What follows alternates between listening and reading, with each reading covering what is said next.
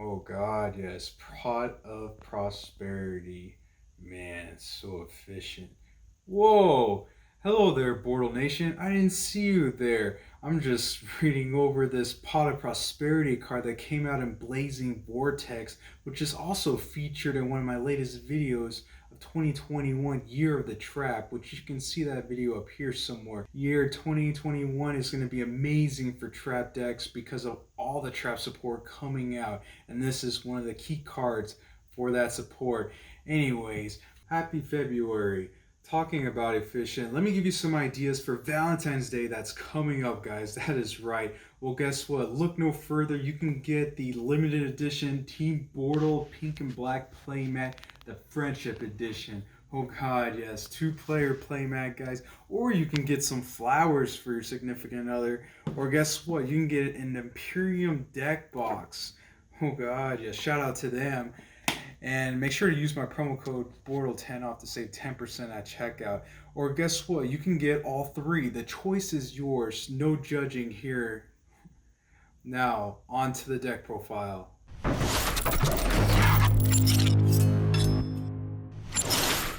Alrighty guys, this is going to be my updated Dogmatika Traptrix deck profile post Blazing Vortex. That's right guys. Well, without further ado, let's go ahead and begin. I am still using triple Dianea. In the future, we're probably going to cut this card to maybe 2, but for right now, you need to see some Traptrix monsters, and this is your best card going second, or if you're playing cards like Double Summon, this could be an actually good card going first as well. So anyway, now let's move on. We're playing Triple Mantis. If you don't know what this card does by now, if you don't know what any of these do by now, make sure to hit up one of my previous deck profiles as I explain everything, or just learn how to read. And now we're playing Triple Mantis, so that's going to be it for the Traptrix lineup, 9 monsters. And obviously we're going to be running that new monster coming out post Lightning Overdrive. That card is going to be really, really good.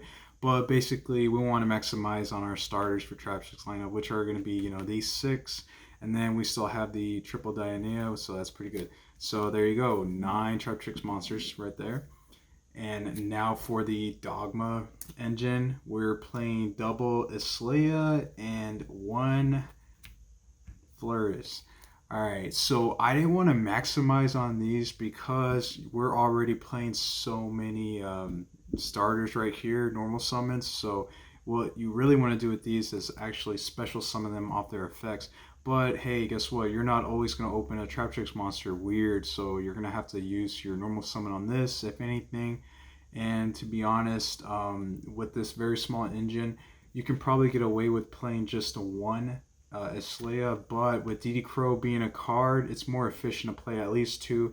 And the weird thing is, some people are cutting this out entirely, but I honestly think you need to play this card because it's a pretty big body and it beefs up your Islaya too. So if you're locked out of your extra deck because of the punishment trap card, this can be really, really good. And it negates stuff, so I think this is very, very efficient. And for our hand traps, we're playing triple Ash Blossom. This is probably the one best hand trap out there. Guess what, guys? You can use this against Red Eyes Fusion, and it's pretty decent, right?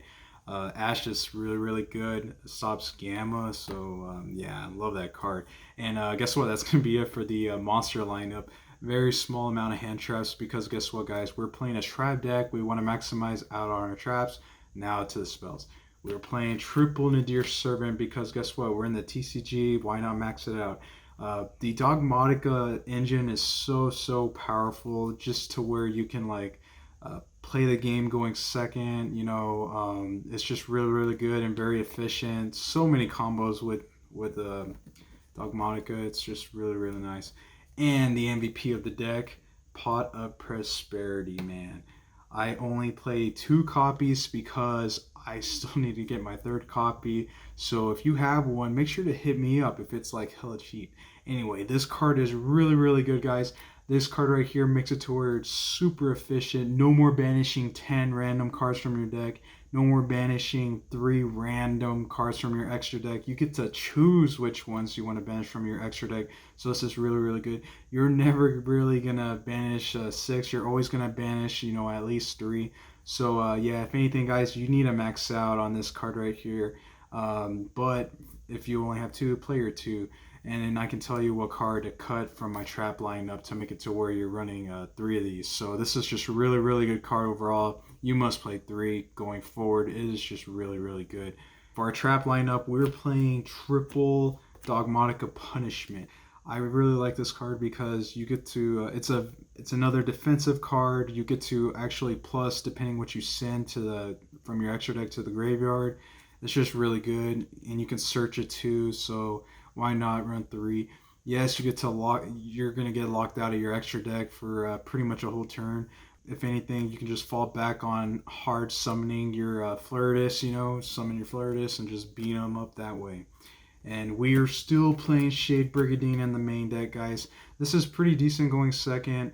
And obviously, you want to combo this with your Traptrix lineup because this is one of the ways you can make Sarah and Rafflesia. And then after that, you can finally reveal your Ecclesia and special it that way. This is just really, really powerful. You have to main deck this, guys. It's an extender, okay? And we're playing triple Solemn Judgment. The reasoning behind this is because we're playing triple Torrential Tribute, board wipe. So Solemn Strike, in the past I didn't like it so much because I would run cards like Traptrix, and Traptrix pretty much locks you out, okay? I don't like playing Traptrix comboed with Solemn Judgment, with Strike, any type of counter trap. It's just bad because you're shutting those counter traps down. And Strike's just so powerful because you're going to be able to break some boards if they're always going to have some type of negate or omni negate for your torrential, and that's how, Strike comes into play. And you stop the hand traps too and kill them that way as well. So that card's really, really good. And we're playing Ice Dragon's Prison. We're playing 3 copies of this. Some people may argue that this card is not that great anymore, but guess what, guys? This deck does somewhat iffy against Red Eyes Dark Dragoon, against Eldritch. So with this card right here, it's an Out Dragoon. Once you bait out their negate, you get to special a dragon, banish the Dragoon, and whatever you specialed. So I think this card's really good, and obviously it's a normal trap, so it triggers Sarah. All these normal traps trigger Sarah, so that's why this stuff's amazing. So our trap hole lineup, actually, we're playing 2 copies of Floodgate Trap Hole. I was only playing 3 trap hole targets before, and I would always open the 1 copy, so I'm like, wow, it's just really hard to not open, a trap hole. It just always happens. So we're playing only 4 targets in this deck right here, guys. This one right here is one of the best ones ever. It is extremely powerful. It's from Eternity Code. It's just crazy, guys. You get to stop Eldritch hand effect, any hand trap. It's so good. And guess what? Your opponent takes 2,000 damage to the face. So this is just very powerful overall. This is the one that stops Nibiru, so this is really, really strong. And running 2 copies, make sure you in your deck, so make sure Flasia always live. You're always going to have a target. So I think 4 going forward is the right call, guys. If you really want to, you can play 3 copies so you can limit yourself from opening a trap hole card, because what you want to do is search this or set it with Rafflesia. Okay, so you can easily replace one of the trap holes for Pot of Prosperity. That's what I would do. Or replace a 3rd copy of this for Pot of Prosperity for your 3rd copy. So you can keep this deck easy 40. And last but not least, we're playing Imperial Order in the main deck. We don't have a lot of spell cards in this deck, so I think Imperial Order's one of the best choices of overall, because you're going to have people, running Invocation, other spell cards, the Dogmatika Mirror Match possibly. Some people main deck Vortex. There's just so many powerful spells out there in the game, guys. So this is really, really nice. You gotta play this card. If not in the main, at least in the side deck. So right now, you should know by now, we're playing Triple Sarah. The cool thing about Triple Sarah, one of them can automatically go for your Pot of Prosperity. depending on your matchup, that's when you can like, you know, decide what you want to banish. But if you always want to like play it safe, obviously, you know, one of these can be a decent target.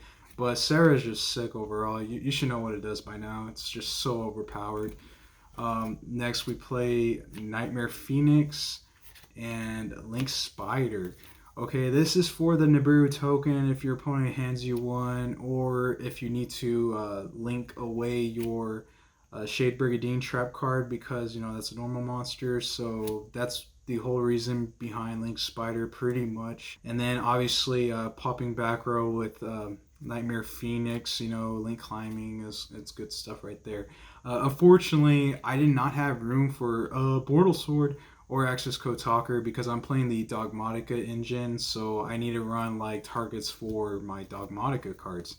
So let's go ahead and talk about those targets right now. I'm playing Ash Dragon. You need to play at least the one copy because you can get some pluses off of that. And I'm playing Double Elder because, again, we're running triple punishment, guys, and we have triple Nadir Servants, so you need to have multiple targets, I think. But you can probably get away with just playing one copy, which is kind of iffy, but you can fit like an Access Code or actually Bortle might be a lot better. And then for our synchros, we're playing Omega. You need to play this card, just hands down. Recycle cards every turn is really good. And Win Pegasus Ignister. This card, I really like this card because you can target any card and spin it away. And again, there are so many cards in this deck to like dump the card. Okay, again, we're playing triple punishment. This card's always going to be really, really nice. Okay, take care of problematic cards. You know, love this card. Let's go ahead and talk about our XYZs. Time Thief Redoer. It's my favorite one, guys. No mystery there. I love this card. And Traptrix Almaris. This card is so sick. If you pair this up with Torrential Tribute, you can steal some good cards, guys. Believe me, man. This card can steal some nice monsters, reborn some of your opponent's monsters with it, or just go crazy and ham. You need to play at least one copy of that. Rafflesia, you also need to play one copy of that. And if you ever need to beef up your Rafflesia, you need to play Vespinato, okay, over your Rafflesia. So that's pretty much why this is here. And last but not least, we're playing one copy of Zeus. For those that are wondering, Bortle, how are you going to make Zeus kind of efficient? Well, guess what, guys? You're playing Floodgate Trap Hole, so you're going to be setting cards left and right. So you can technically eat some damage with Rafflesia, attack into that defense, and then boom, make a Zeus. So I don't know. I think Zeus is just really, really nice.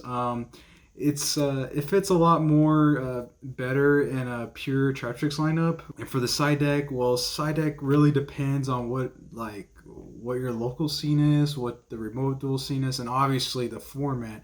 But right now, guys, I am tinkering with Ally of Justice, a Cycle Reader, whatever that card's called. And I'm messing around with Evenly Matched for those Eldritch decks because you don't really need your Battle Phase for Traptrix because it's more of a control variant. Heavy Storm Duster is really, really nice as well because it triggers Thera. Barrier is pretty decent as well because it stops the ritual monsters straight up. And for Floodgate wise, I think Lightning Imprisoning Mirror is really, really good right now versus Dryden and Virtual Worlds. So that's really nice. And one of my favorite hand traps right now is Dimensional Shifter. I am really, really digging that hand trap. Before I wouldn't like it, but if you open that going second, like games 2, 3, whatever, it could be a blowout victory card. So that's going to wrap it up for this deck profile, guys. Make sure to like the video if you liked it. Sub for Bortle if you're not a part of Bortle Nation. And most importantly, check out the description down below to see how you can further support this channel and to pick up one of these playmats at Team Bortle. Hit me up via social media because the quantity is very limited. And special shout out to D Nasty for supplying these potted prosperities for this video. Oh God, yes. Bortle out.